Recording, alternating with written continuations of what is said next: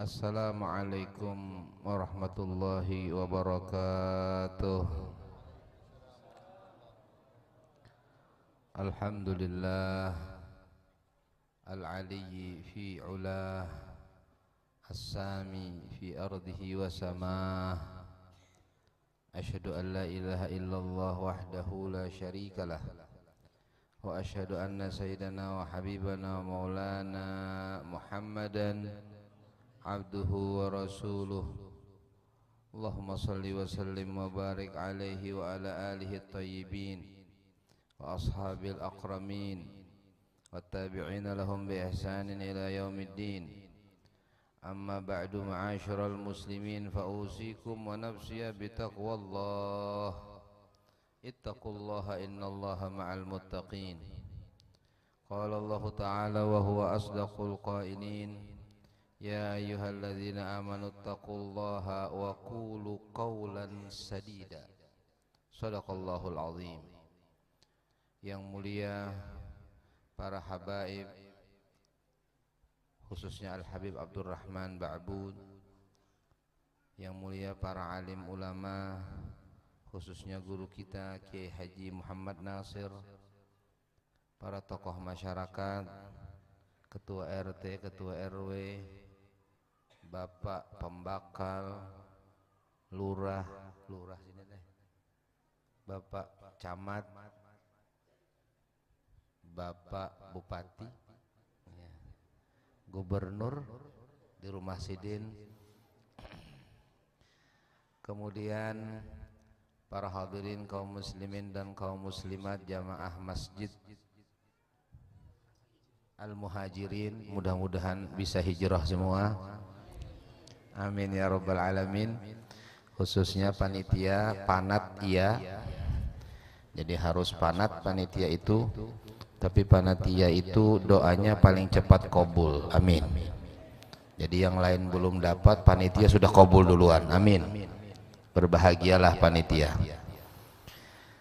Para hadirin kaum muslimin dan kaum muslimat, jamaah peringatan Maulidir Rasul sallallahu alaihi wasallam yang dimuliakan oleh Allah.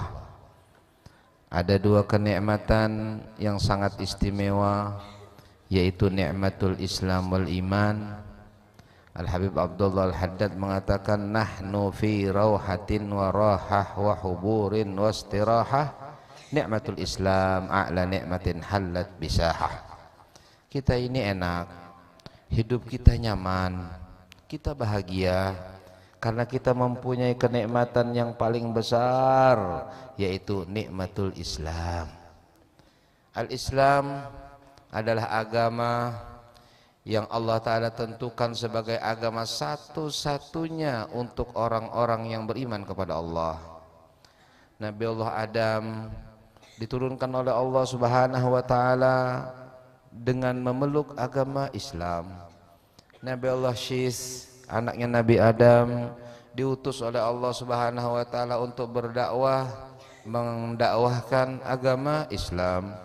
Nabi Allah Idris juga demikian, Nabi Allah Nuh, Nabi Allah Hud, Nabi Allah Ibrahim, Nabi Allah Ishaq, Nabi Allah Ya'qub, Nabi Allah Yusuf, dan semua nabi-nabi dan rasul yang jumlahnya 124.000, semuanya mengajarkan agama Islam. Allah berfirman dalam Al-Quran, inna dina indallahil Islam, sesungguhnya agama di sisi Allah cuma satu, yaitu Al-Islam. Wa may yabtaghi ghairal islami dinan fala yuqbala minhu wa fil akhirati minal khasirin. Barang siapa yang menghendaki selain Islam sebagai agama, dia ditolak, dan dia di akhirat termasuk orang yang rugi. Nabi Allah Adam alaihissalam beriman kepada Allah dan bersaksi Nabi Muhammad Rasulullah. Nabi Adam mengucapkan asyhadu an la ilaha illallah wa asyhadu anna Muhammadar Rasulullah. Nabi Allah Syis mengucapkan asyhadu an la ilaha illallah asyhadu anna Muhammadar Rasulullah. Nabi Ibrahim, Nabi Musa, Nabi Isa, Nabi Yahya, Nabi Zakaria, semua mengucapkan dua kalimat syahadat asyhadu an la ilaha illallah wa asyhadu anna Muhammadar Rasulullah. Kenapa demikian? Kada mungkin seorang nabi diutus menjadi nabi kecuali dia percaya dengan kenabian Nabi Muhammad sallallahu alaihi wasallam. Itu adalah perjanjian. perjanjian Allah dengan para nabi-nabi dan rasul. Mereka diangkat menjadi nabi, mereka diangkat menjadi rasul, tapi syaratnya mereka harus percaya dengan Nabi Muhammad sallallahu alaihi wasallam. Dan mereka diwajibkan untuk menyampaikan kepada umatnya, jika kalian bertemu dengan Nabi Muhammad, maka kalian wajib beriman dengan Nabi Muhammad sallallahu alaihi wasallam. Seorang sahabat bertanya kepada Nabi, "Ya Rasulullah, mata kunta nabiyya?" Kapan pian itu diangkat menjadi nabi? Seorang sahabat orang yang alim, seorang sahabat murid Nabi, bukan tidak tahu bahwasanya Nabi itu diutus umur 40 tahun. Bukan tidak tahu bahwasanya Nabi itu dituruni Iqra bismi rabbikal ladzi khalaq pada waktu 17 Ramadan, kemudian pada waktu usia beliau 40 tahun, bukan tidak tahu. Loh, tapi kenapa bertakun kayak itu? Itu ada rahasia. Di dalamnya menunjukkan bahwasanya para sahabat mengetahui Nabi kita ini, Nabi Muhammad sudah diutus oleh Allah sebelum 17 Ramadan. Nabi kita ini diutus oleh Allah Subhanahu wa taala sebagai nabi dan rasul, dan ditentukan sebagai nabi dan rasul sebelum peristiwa Iqra bismi rabbikal ladzi khalaq. Terus jawabnya Nabi apa? Kuntu nabiyyan baina yadayillahi wa adamu bainat tini wal ma'.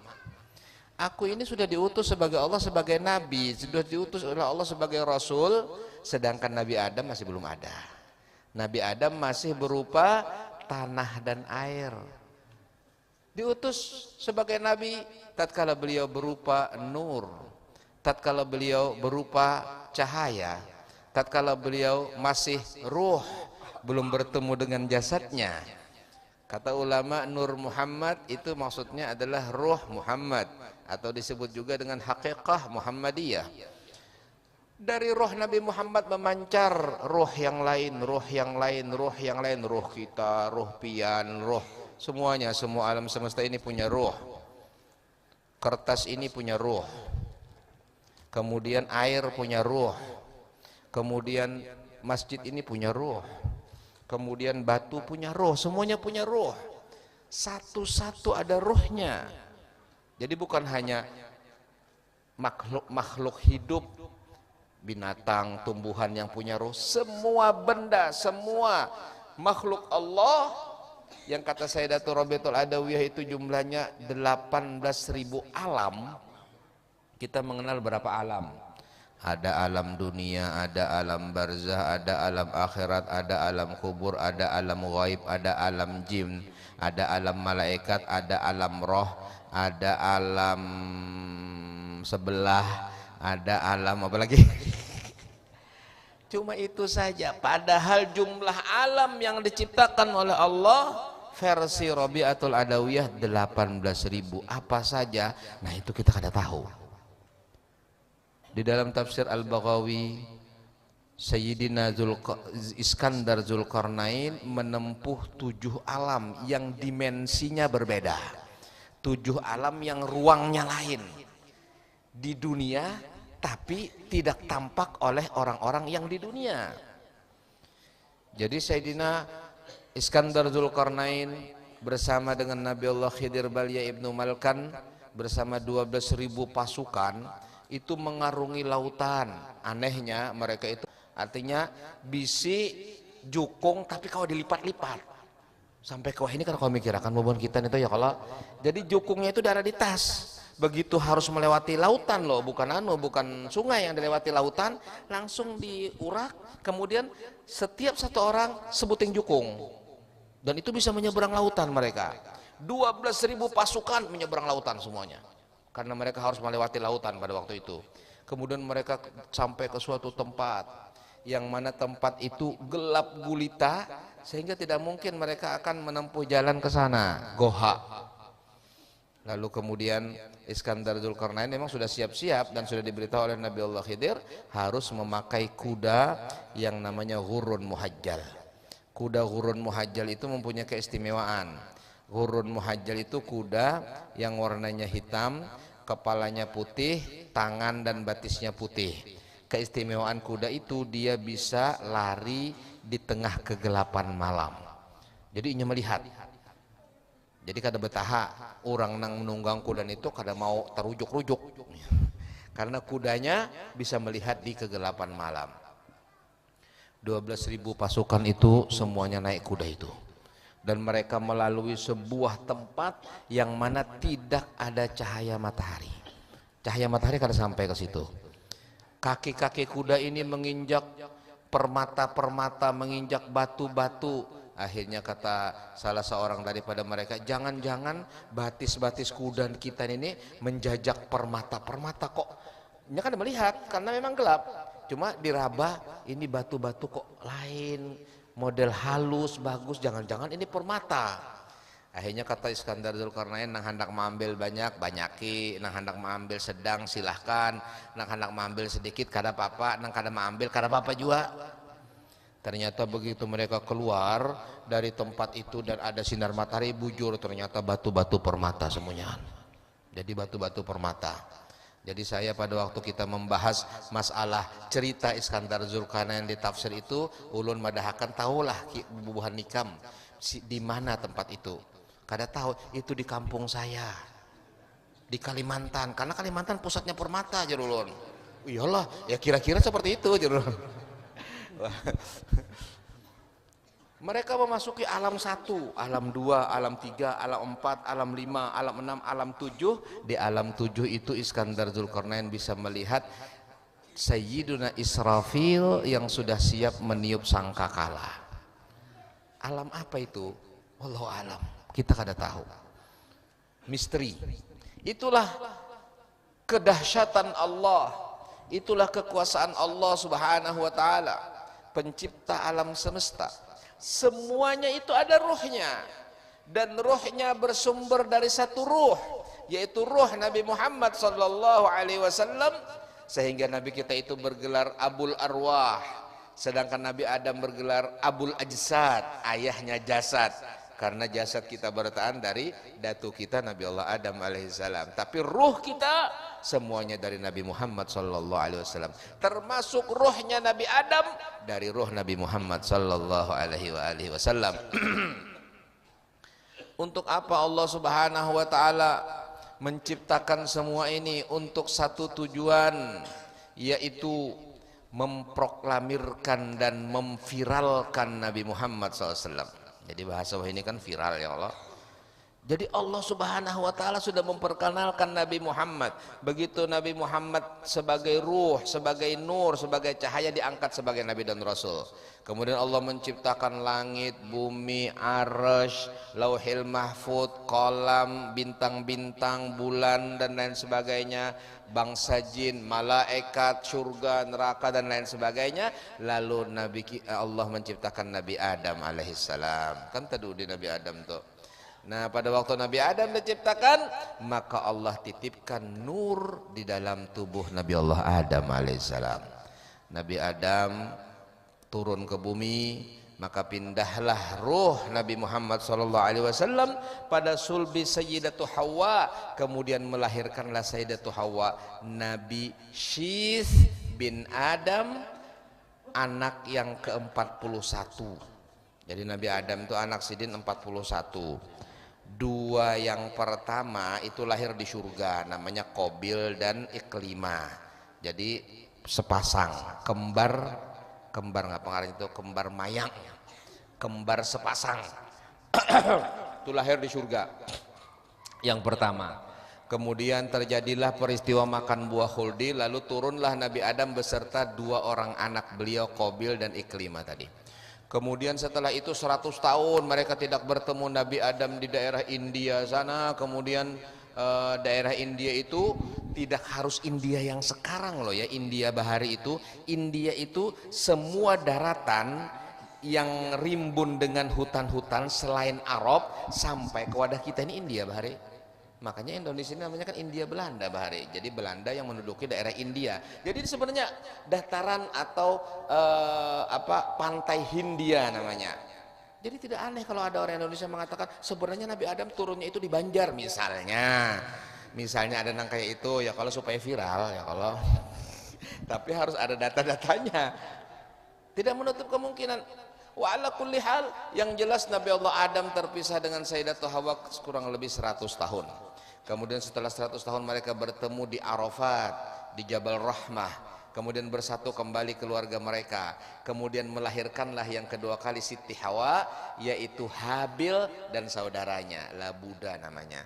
Kemudian terjadilah pernikahan, hendak dinikahkan tapi akhirnya terjadi insiden pembunuhan yang dilakukan oleh Qabil terhadap Habil. Kemudian melahirkan lagi yang ketiga, kembar mayang lagi, yang keempat kembar mayang lagi, akhirnya kawin silang. Yang terakhir kelahiran yang ke-21 setelah 20 kali kembar, berarti 40 anak sidin. Yang ke-21 itu lahir Saikung aja, yaitu seorang nabi yang bernama Syith. Syith itu artinya abid, ahli ibadah, bahasa Bahari, bahasa Suryani. Bahasa Suryani itu bahasa yang diajarkan malaikat kepada Nabi Adam secara rahasia. Malaikat Jibril sama Allah Ta'ala disuruh untuk mengajarkan satu bahasa yang rahasia, namanya Suryani. Oleh karena itu disebut sir. Suryani, sir artinya rahasia. Sedangkan bahasa pada waktu itu banyak. Ada Arab, sudah ada bahasa Arab. Kemudian disebutkan oleh para ulama dalam kitab Syarah Tirmidzi bahwasanya bahasa induk dunia ini 7. Bahasa induk dunia itu 7. Sebahagian sudah hilang, sebahagian masih ada, yaitu Arab, kemudian India, kemudian Cina, kemudian Barbar, kemudian Suryani, kemudian Ibrani. Ibrani ini muncul di zaman Nabi Allah Ibrahim, karena Nabi Allah Ibrahim yang berbahasa Ibrani. Kemudian satu lagi bahasa Banjar, kada? Kada ingat dulu nang sebutingnya. Allah Subhanahu wa taala mengajarkan seluruh bahasa, terutama bahasa induk kepada Nabi Allah Adam. Allah berfirman dalam Al-Quran, wa 'allama Adam al-asma'u kullaha tsumma ardahum 'alal malaikati faqala ambi'uni bi asma'i haula'i in kuntum shadiqin. Dan Allah mengajarkan semua nama-nama. Kata ulama maksudnya bahasa.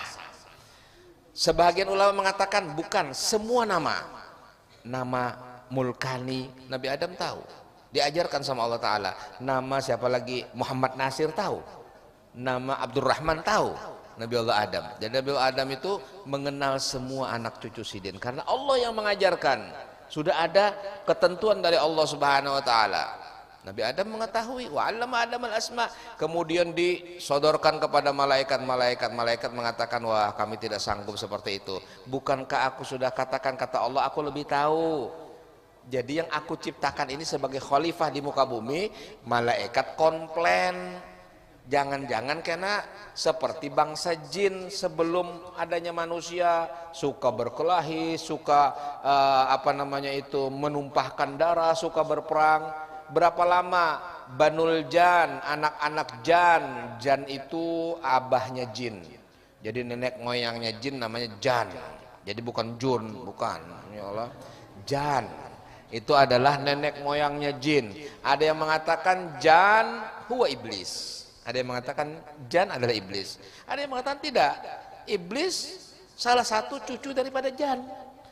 Jadi yang baik-baik seperti Maulana Syekh Muhammad Arsyad Al-Banjari dalam kitab Tuhfatur Raghibin ujar sidin, nang baik-baik itu jin, yang kada baik-baik namanya syaiton.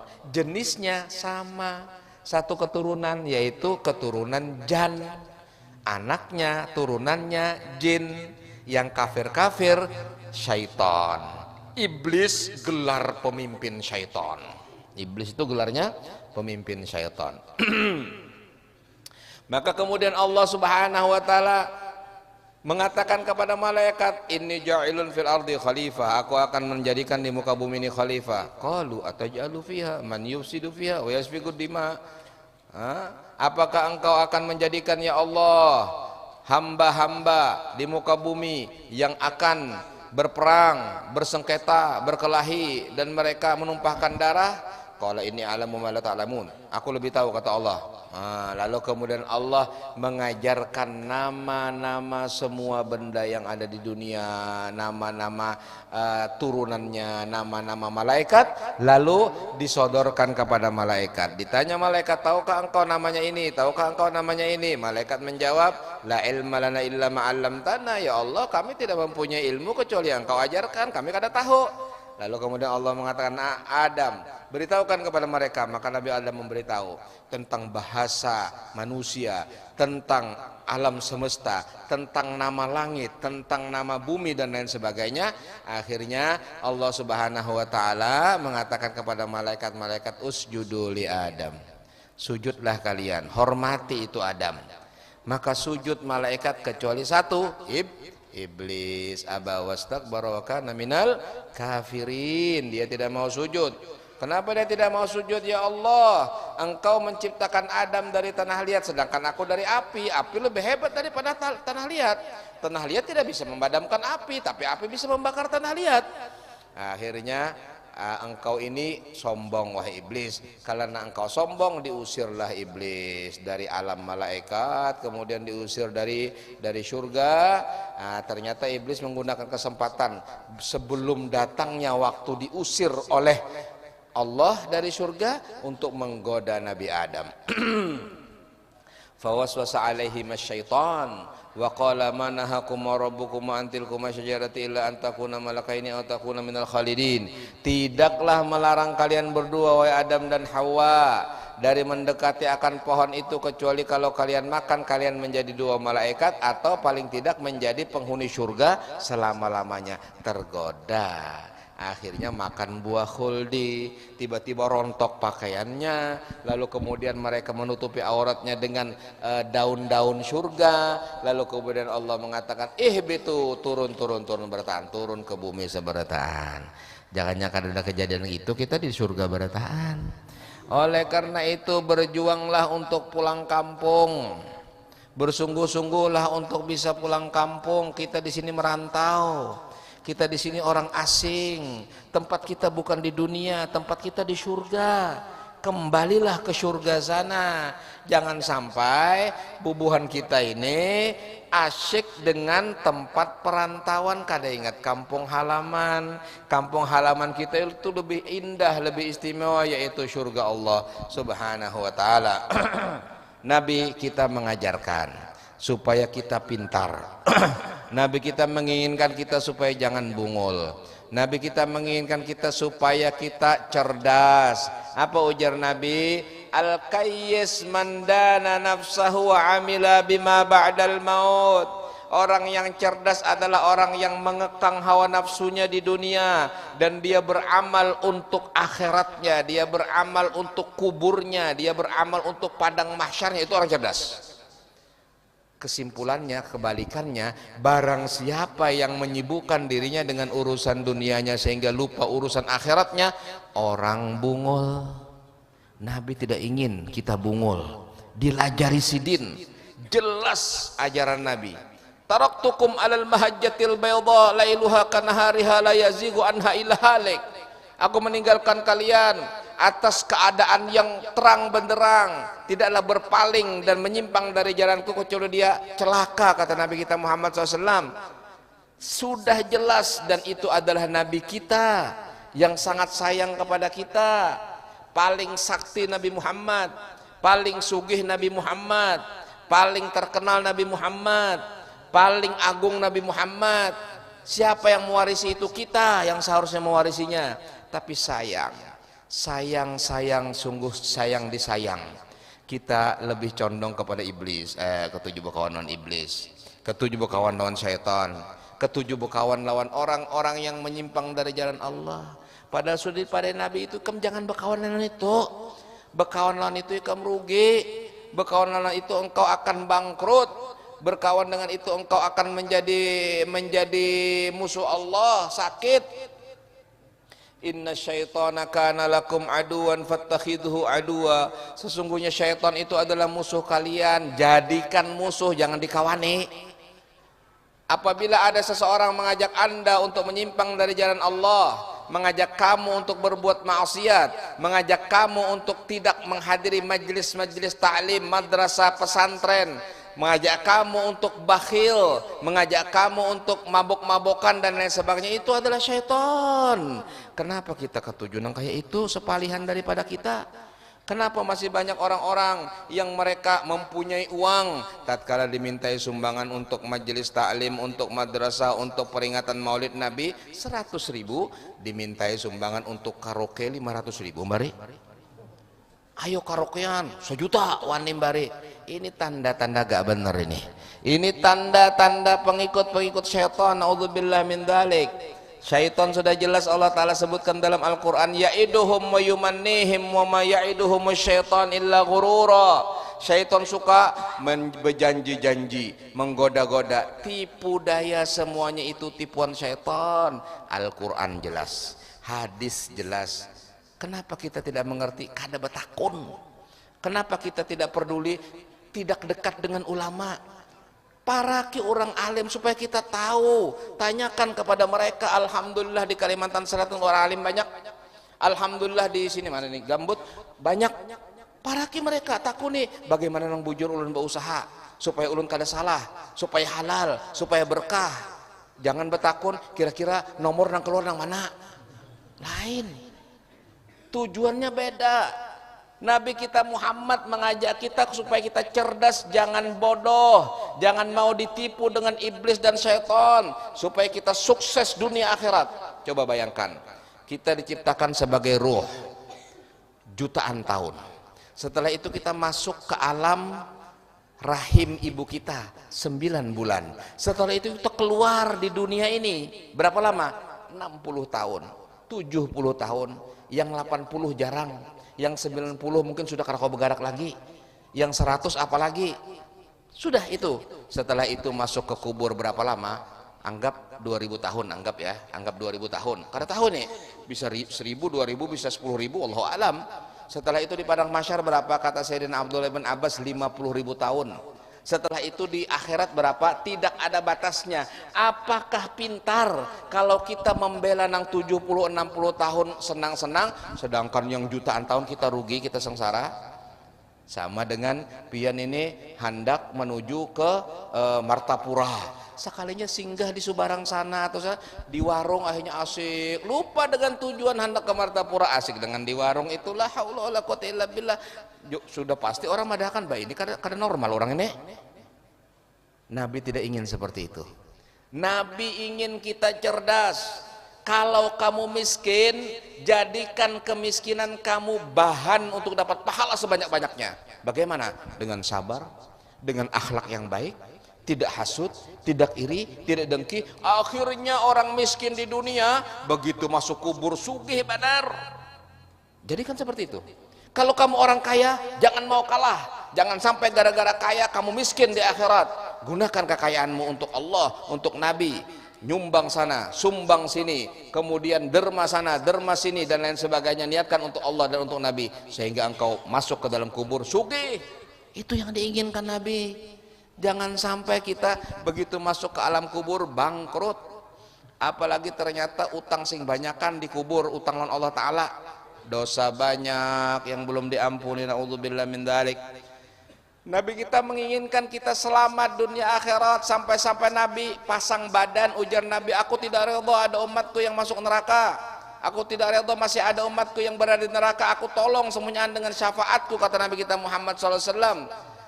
Tapi kadang-kadang ujar Nabi, ada umatku yang memang sengaja ingin menjatuhkan diri ke neraka. Ada umatku yang ketujuh betajun ke neraka, sudah tahu ini neraka betajun.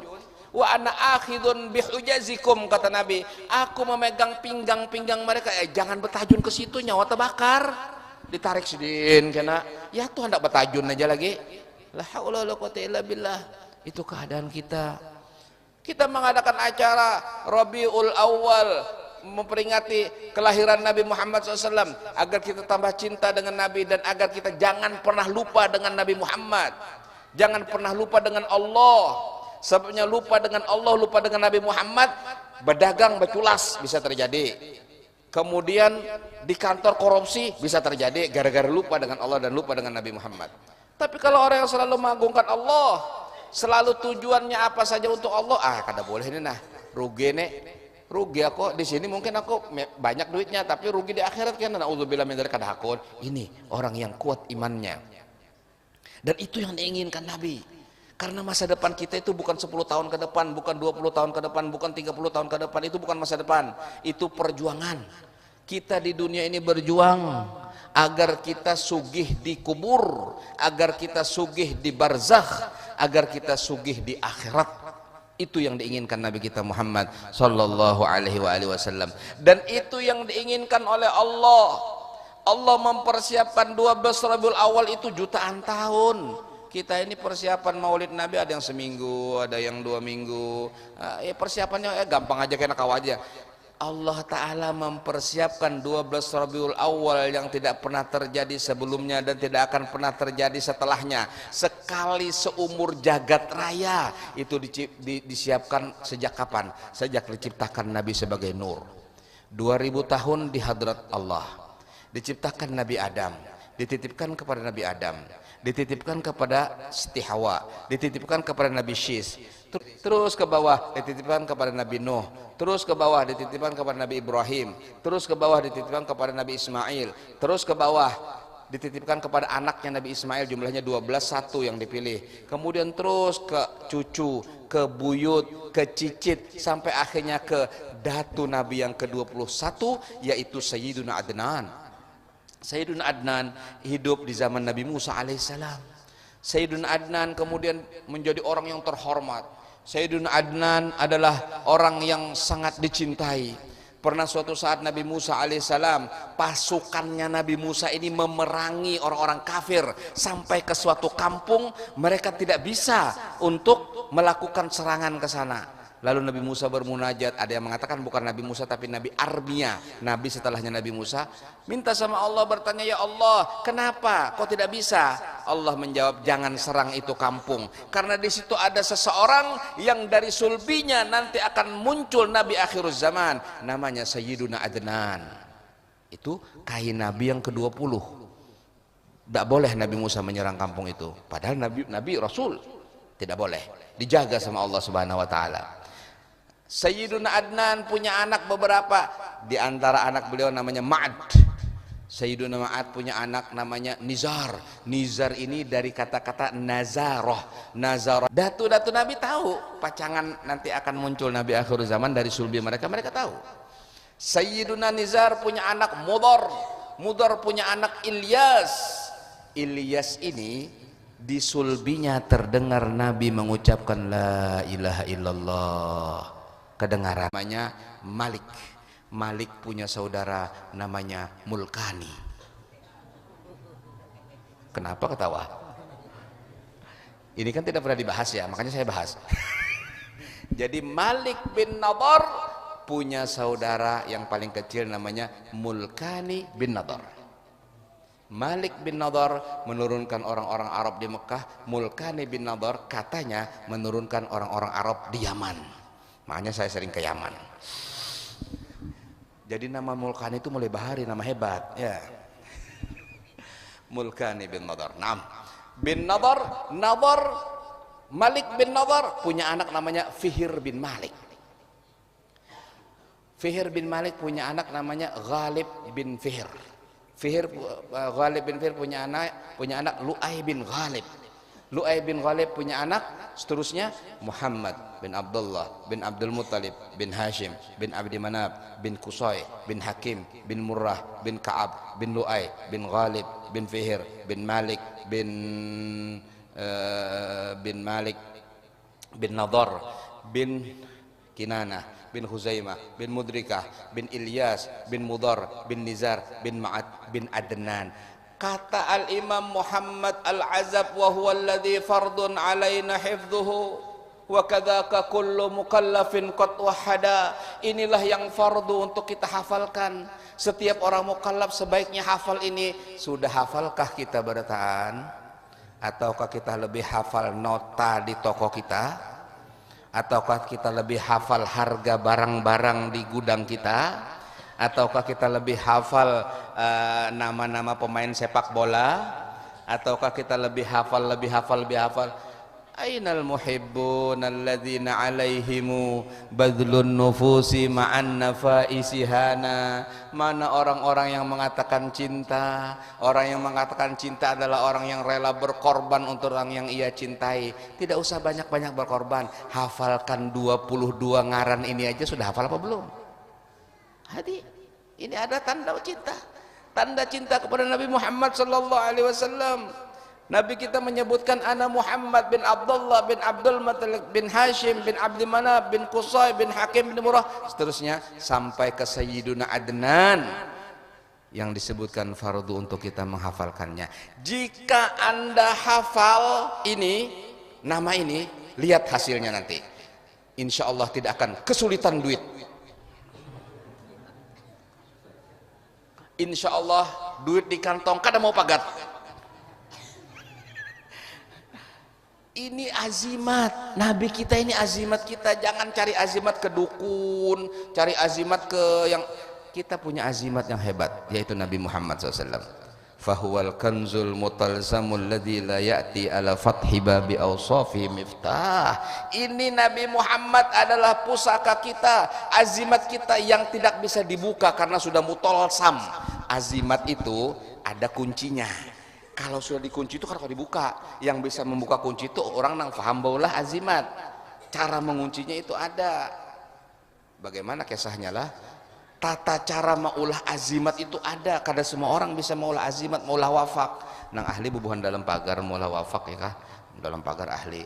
Nya kada boleh kena cahaya, harus menghadap kiblat, kemudian harus berwudu dalam keadaan duduk tawarruk, kemudian waktunya kena paling diberi setengah jam dalam satu malam itu, tatkala bintang di sini, bintang di sini.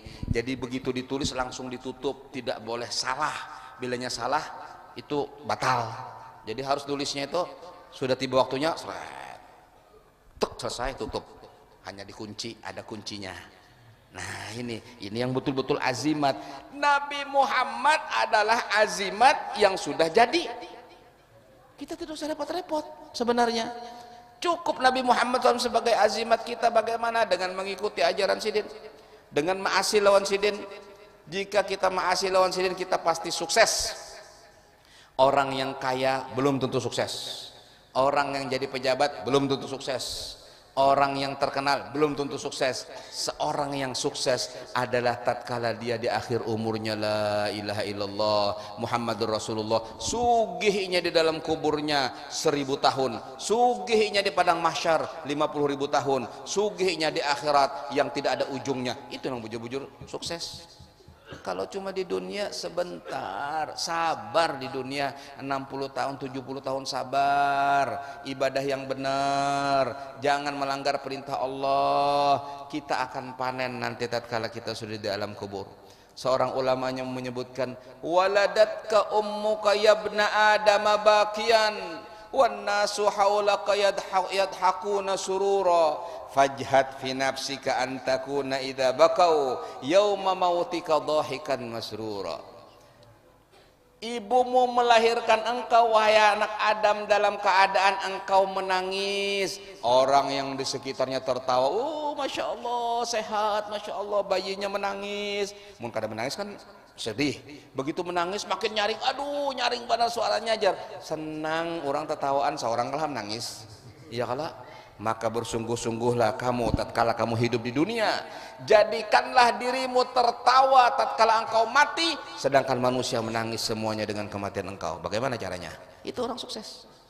Orang sukses adalah orang yang tatkala dia mati itu dia senang karena dia akan masuk surga, dia gembira, dia tertawa. Manusia sedih dengan kehilangan dia. Ini belum mati aja banyak nama nyumpahi, sudah mudahan matinya aja. Nah, badi mapan itu. Nabi kita tidak ingin seperti itu sallallahu alaihi wa alihi wasallam. Allah Ta'ala utus Nabi Allah Adam sebagai Nabi, Allah Ta'ala utus Nabi Allah Syis sebagai Nabi. Kemudian diberitahu tentang Nabi Muhammad. Nabi Adam mengatakan, aku tidak melihat satu pintu gerbang di surga kecuali ada tulisannya Muhammad. Tidak ada bidadari kecuali di lehernya bertuliskan dengan lafaz Muhammad. Tidak ada daun-daun dalam surga kecuali ada tulisannya Muhammad. Tidak ada binatang dalam surga kecuali bulu-bulunya bertuliskan Muhammad. Tidak ada malaikat kecuali di antara kedua matanya bertuliskan Muhammad. Tidak ada dinding-dinding atau gorden-gorden di dalam surga yang dari sutra kecuali ada tulisannya Muhammad. Semuanya Muhammad. Lalu ujian Nabi Allah Syis, bah siapa Muhammad itu? Maka berceritalah Nabi Adam, aku pun juga bertanya kepada Allah, siapa Muhammad itu? Maka Allah menjawab, kalau bukan karena ada Muhammad, aku tidak ciptakan engkau wahai Adam. Kalau bukan karena ada Nabi Muhammad, aku tidak akan ciptakan seluruh alam semesta. Aku menciptakan semuanya ini untuk kekasihku Muhammad sallallahu alaihi wasallam. Maka waktu itu Nabi Adam diwajibkan untuk mengucapkan dua kalimat syahadat, asyhadu an la ilaha illallah wa asyhadu anna muhammadar rasulullah. Nabi Allah Syis mengucapkan dua kalimat syahadat, asyhadu an la ilaha illallah wa asyhadu anna muhammadar rasulullah.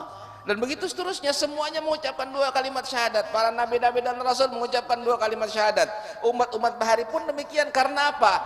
60 lembar firman Allah yang diturunkan kepada Nabi Syis, 30 lembar firman Allah yang diturunkan kepada Nabi Ibrahim, 10 lembar firman Allah yang diturunkan kepada Nabi Musa sebelum Taurat, kemudian diturunkan Taurat, Zabur, Injil, Al-Quran, semua berkisah tentang Nabi Muhammad. Diviralkan sama Allah. Persiapan apa? Persiapan 12 Rabiul Awal. Persiapan 12 Rabiul Awal. Nabi kita Muhammad disebut di dalam kitab Injil dengan nama Mabda Maida. Nabi kita Muhammad disebut dalam kitab Taurat dengan nama Farqalita. Nabi kita Muhammad disebut dalam kitab Zabur dengan nama Uhaida.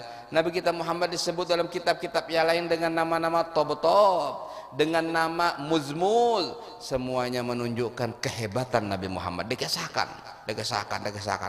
Jadi umat-umat tahu, nabi-nabi tahu tentang Nabi Muhammad SAW.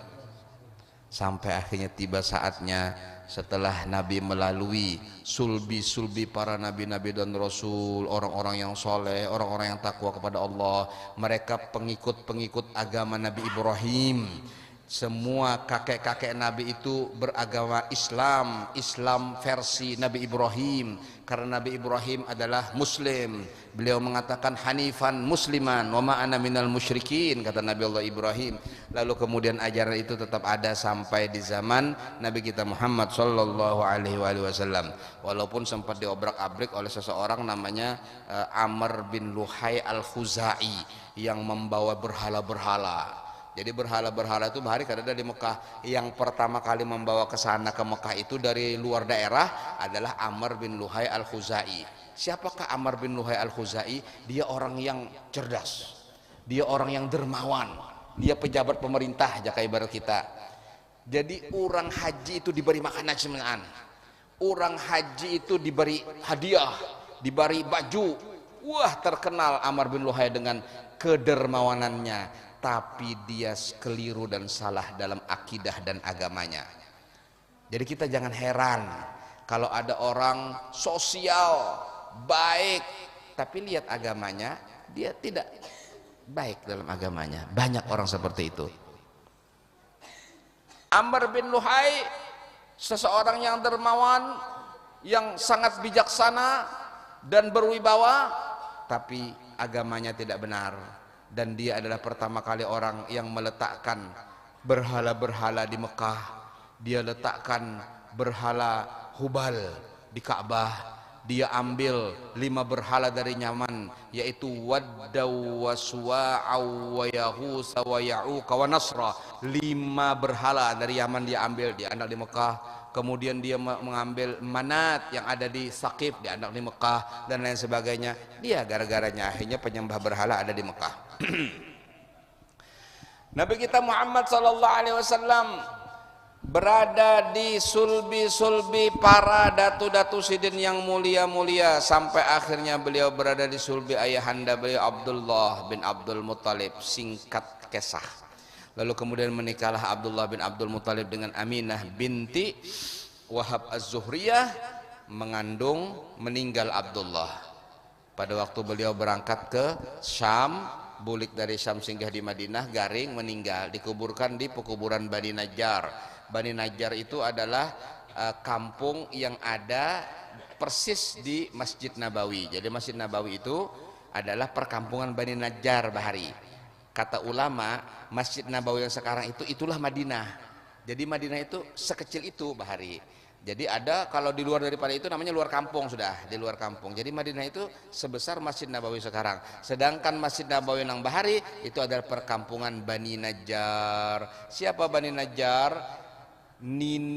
Nininya Abdullah bin Abdul Muttalib itu adalah orang situ. Karena Hashim, datunya Abdullah bin Abdul Muttalib itu Hashim, itu orang Mekah, berdagang ke Syria, singgah di Madinah, disuruh kawin. Jadi tidak mau, kalau kawin kena aku di sini ada syaratnya. Kalau aku kawin di sini kena aku bawa ke Mekah.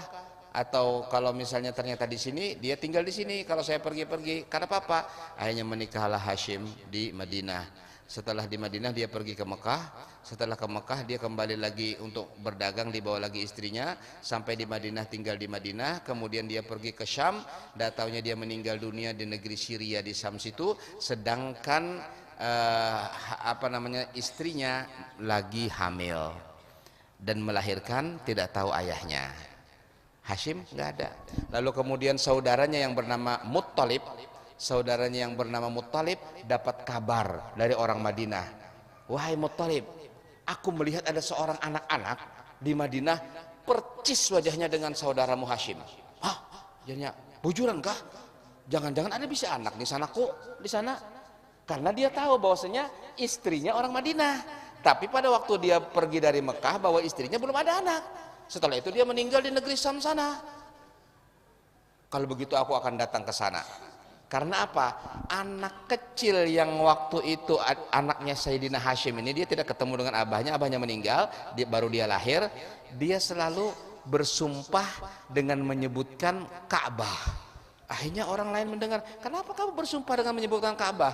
Loh, aku ini keturunan orang hebat, katanya dia. Keturunan siapa ente? Anak-anaknya Hashim bin Abdi Manaf, bin Qusay, bin Hakim, bin Murrah, bin Kabir. Oh ya kah?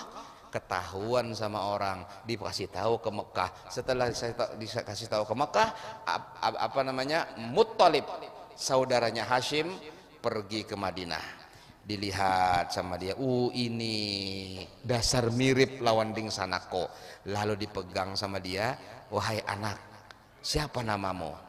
Dia bilang namanya Syaibah. Saya ini paman kamu. Loh, kok bisa? Iya, Abah Hikam tuh ngarannya Hashim. Itu di sanaku, aku Muttalib. Dan kita orang Mekah. Dan kita keturunan terhormat di Mekah. Kamu akan hidup lebih enak di Mekah daripada di sini. Akhirnya katanya, ya bagaimana? Terus ulun ada lawan mama di sini. Aku akan minta izin kepada mamamu. Akhirnya dia minta izin, wahai ibu, saya bawain ini ponakan saya Muttalib bin Hash, saya adalah Muttalib bin Abdi Manaf, Hashim bin Abdi Manaf, saya Muttalib bin Abdi Manaf. Ini adalah kemenakan saya akan bawa karena keluarganya semuanya ada di situ. Tidak bisa, jangan dibawa. Bagaimana nanti dia hidup di sana? Saya jamin hidupnya akan lebih baik daripada di sini. Karena apa? Kita orang-orang Mekah kalau hidup di sana lebih enak dibandingkan hidup di tempat orang lain. Akhirnya terjadi perdebatan, akhirnya ibunya menyerah, ya sudah bawa saja. Dibawalah Hashim Abdul Muttalib ini oleh pamannya Muttalib ke Mekah. Tapi karena di perjalanannya lusuh dan sebagainya, ada orang bertanya, siapa itu Muttalib? Ini budak saya. Dia menyembunyikan. Setelah sampai di Mekah, diberi pakaian baru dan lain sebagainya, lalu hanya dinyamadakan, ini kemenakanku, anaknya Hashim. Terkejut orang Mekah. Bujur anaknya Hashim. Iya betul, ini anaknya Hashim. Namanya siapa? Syaibatul Hamad. Dan dia sebelumnya dikenal sebagai Abdul Muttalib karena pamannya Muttalib, disangka budaknya Muttalib. Nah itu kenapa jadi digelar Abdul Muttalib. Maka akhirnya gemparlah kota Mekah. Oh ternyata Hashim punya anak. Dan itulah penerus daripada suku, kepala-kepala suku yang ada di Mekah. Karena Hashim keturunan Qusay. Qusay adalah kepala suku yang Bahari. Jadi mereka orang yang terhormat. Nah, akhirnya tinggallah dia. Itu Nini Sidin itu ada di Madinah, di Bani Najjar. Bani Najjar ini adalah perkampungan yang di Masjid Nabawi. yang mewakafkan tanah Masjid Nabawi dari Bani Najjar, yaitu yang bernama Abu Ayyub Al-Ansari. Abu Ayyub Al-Ansari dari Bani Najjar. Kemudian Abdullah bin Abdul Muthalib meninggal, dikuburkan di perkuburan Bani Najjar. Di mana? Di higa makam Nabi, tapi agak jauh, kira-kira 10 meter jaraknya. Sayyiduna Abdullah bin Abdul Muthalib meninggal di Madinah. Abdul Muthalib, abahnya Abdullah, meninggal di negeri Yaman. Sedangkan kainya Hashim meninggal di Syria, di negeri Sam. Abdullah bin Abdul Muthalib pergi berangkat untuk berdagang, kemudian singgah di Madinah, dirawat karena garing, meninggal di sana. Sedangkan Sayyidatu Aminah dalam keadaan hamil. Maka tibalah saatnya 12 Rabiul Awal, Sayyidatu Aminah sangorangan di dalam rumah. Terbuka atap rumahnya, kemudian ada cahaya yang memancar dari langit, kemudian ada kain sutra yang terbentang, kemudian turun malaikat dan bidadari-bidadari, kemudian ada wanita-wanita yang mengatakan aku Maryam binti Imran, aku Asyah binti Muzahim, kemudian ada burung-burung yang berterbangan yang paruh-paruhnya itu terbuat dari zamrud, kemudian bidadari-bidadari membawa iskan-iskan yang berisi banyu-banyu yang untuk memandikan Nabi Muhammad SAW dari surga. Kemudian Jibril membawa kotak yang besar yang indah, di dalamnya itu ada stempel kenabian yang tulisannya Muhammad Rasulullah. Jadi Nabi Muhammad begitu dia lahir, kemudian setelah itu dia langsung sujud, kemudian mengucapkan alhamdulillah wa syukrulillah, kemudian Nabi mengambil segenggam tanah Mekah kemudian dilemparkan. Kata ulama menunjukkan itu bahwasanya beliau akan menguasai seluruh Mekah, menguasai Arab, menguasai dunia dengan ajarannya, dengan agamanya sallallahu alaihi wasallam. Kemudian beliau diberi pakaian sutra, setelah itu beliau dimandikan, setelah itu distempel dengan stempel kenabian di belakang, kemudian dipeluk oleh Jibril, setelah dipeluk oleh Jibril baru diberikan kepada ibundanya Sayyidatu Aminah radhiyallahu anha. Malaikat Jibril menancapkan tihang ganal di sebelah timur, menancapkan tihang ganal di bagian barat bumi, kemudian tihang ganal bendera di atas Ka'bah. Jabal Abi Qubais bergetar gembira dengan kelahiran Nabi Muhammad di higa Ka'bah. Jabal Subair, gunung Subair yang di dekat Ajyad keluar sedikit, itu gembira dengan kelahiran Nabi Muhammad. Jabal Ahqaf gembira dengan kelahiran Nabi Muhammad. Jabal Qaf bergembira dengan kelahiran Nabi Muhammad. Burung-burung mengatakan ya Allah kami siap maharagu Nabi Muhammad. Binatang-binatang mengatakan ya Allah kami lebih berhak maharagu Nabi Muhammad. Ikan-ikan di laut mengatakan kami rindu dengan Nabi Muhammad. Maka diriwayatkan Nabi Muhammad pun datang mengunjungi mereka ke dalam lautan yang ada di seluruh dunia. Kemudian malaikat mengatakan ya Allah kami rindu dengan Nabi Muhammad. Maka kemudian dibawalah Nabi Muhammad ke Arasy, dibawa Nabi Muhammad ke langit 1, 2, 3, 4, 5, 6, 7. Kemudian semua tempat dikunjungi oleh Nabi kita Muhammad SAW, termasuk di Gambut ini. Cuma kita nggak ada. Kalau bukan karena kunjungan Nabi Muhammad di tempat ini, niscaya tempat ini akan hancur.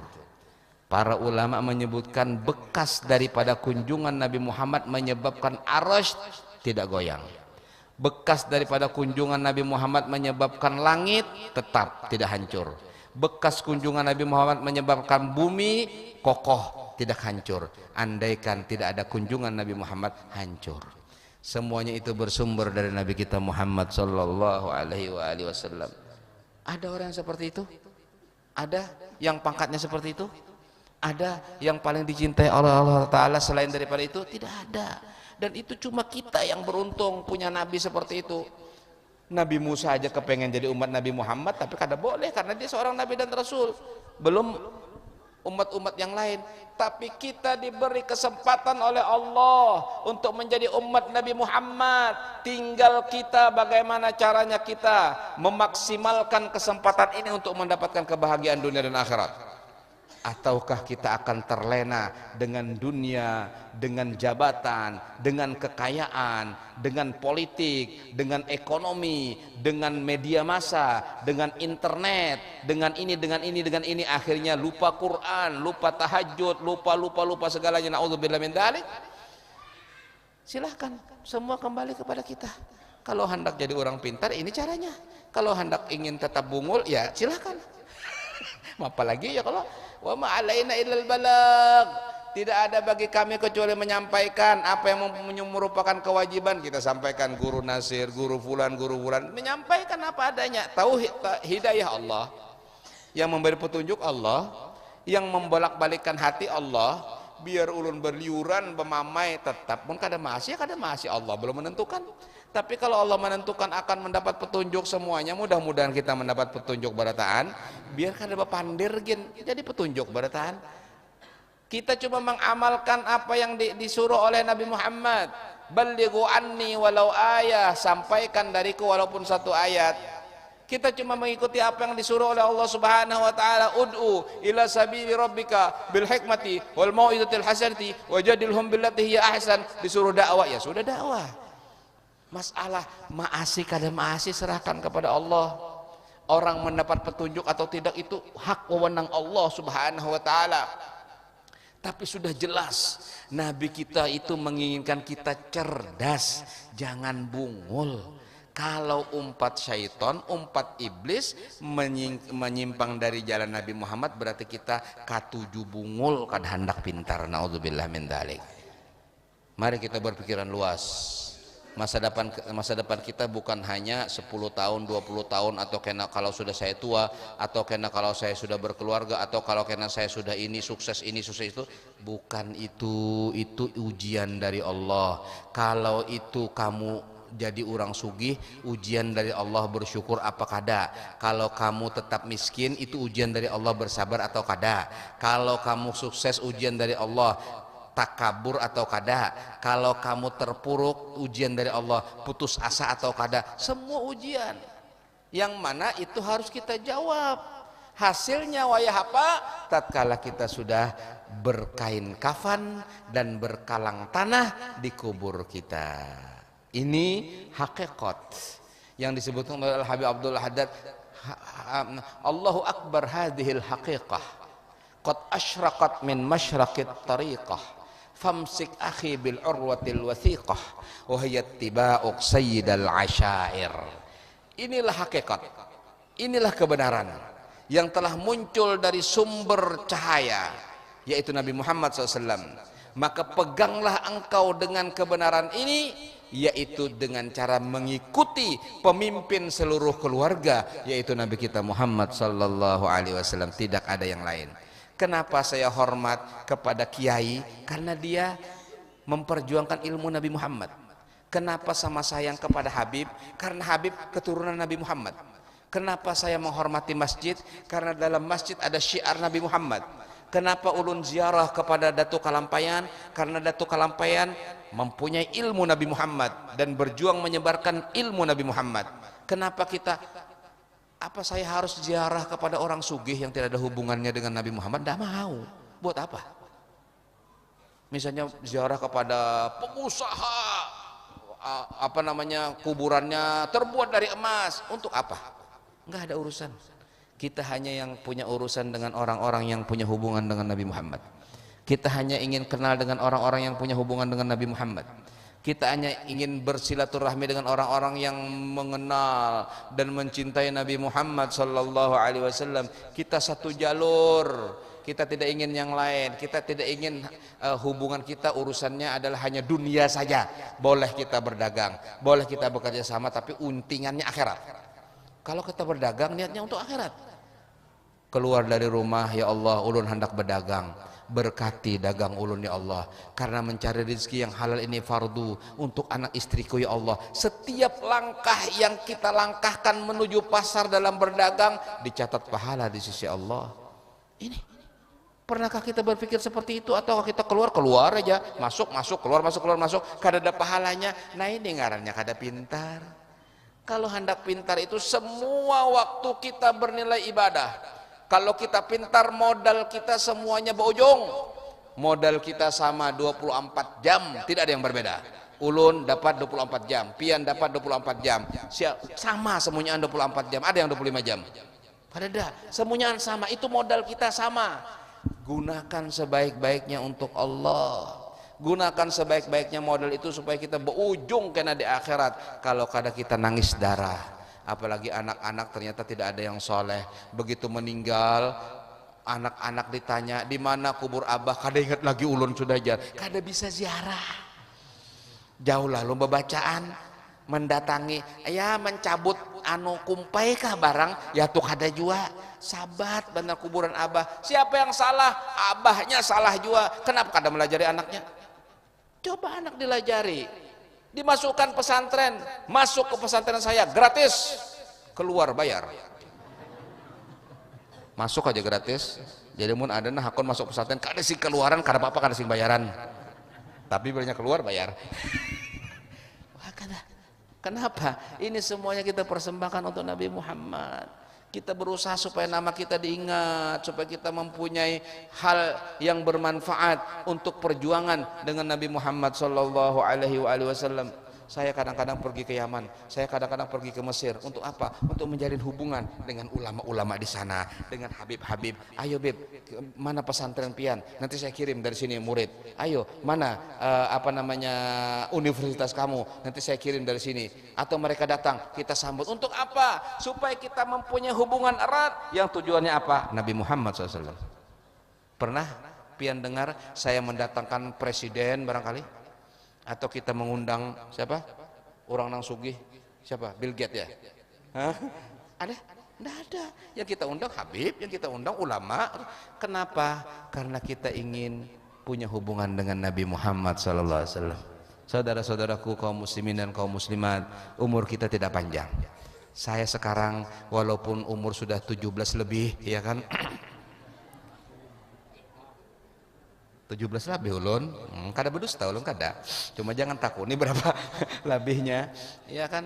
Cucu sudah 3 dan lain sebagainya, istri 7, anaknya maksudnya, dan lain sebagainya. Wah kada, tapi ini kada kerasaan. Kita mendengar guru padla meninggal dunia, ya Allah. Kita mendengar guru ini kena stroke, ya Allah. Kita mendengar kiai kita masuk rumah sakit, ya Allah.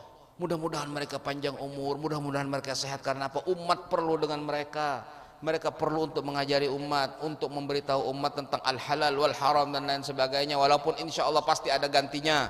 Allah Ta'ala tidak akan tinggal diam. Santri-santri banyak, alhamdulillah. Apalagi Kalimantan Selatan, alhamdulillah makmur dengan majelis ta'lim, makmur dengan madrasah, makmur dengan pondok pesantren, alhamdulillah rabbil alamin. Tiada lain semuanya perasaan-perasaan ini karena hubungannya dengan Nabi Muhammad sallallahu alaihi wasallam. Mudah-mudahan Allah Subhanahu wa taala menjadikan majelis kita di masjid yang mulia ini, majelis peringatan Maulid Nabi sallallahu alaihi wasallam, menambah kecintaan kita kepada Nabi Muhammad. Mudah-mudahan dimudahkan kita menghafal nasabnya Nabi Muhammad. Mudah-mudahan dimudahkan bagi kita untuk membaca salawat kepada Nabi Muhammad.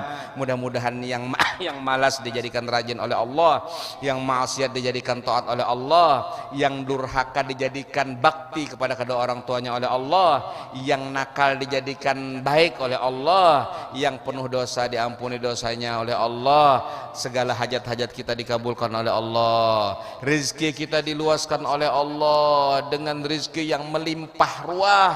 Mudah-mudahan rezeki kita banyak sebanyak-banyaknya tapi halal dan berkah, dan mudah-mudahan walaupun rezeki kita banyak tapi tidak ada hisab, bighairi hisab. Amin ya rabbal alamin. Dan mudah-mudahan keluarga kita dijadikan sakinah mawaddah warahmah. Anak-anak kita dijadikan anak-anak yang salihin dan salihat. Anak-anak kita dijadikan anak-anak yang berbakti kepada kedua orang tuanya, berbakti kepada Allah, mencintai Nabi Muhammad Rasulullah. Anak-anak kita dijadikan penerus-penerus yang menjadi cahaya mata kita dan kebanggaan kita di hari kiamat. Amin ya rabbal alamin. Wa sallallahu ala sayyidina Muhammadin wa alihi washabihi wa baraka wa sallam. Alhamdulillah rabbil alamin. Terima kasih banyak atas segala perhatian, mohon maaf atas segala kekeliruan. Hadanallahu wa iyyakum ila aqwamit thoriq. Assalamualaikum warahmatullahi wabarakatuh. Waalaikumsalam warahmatullahi wabarakatuh.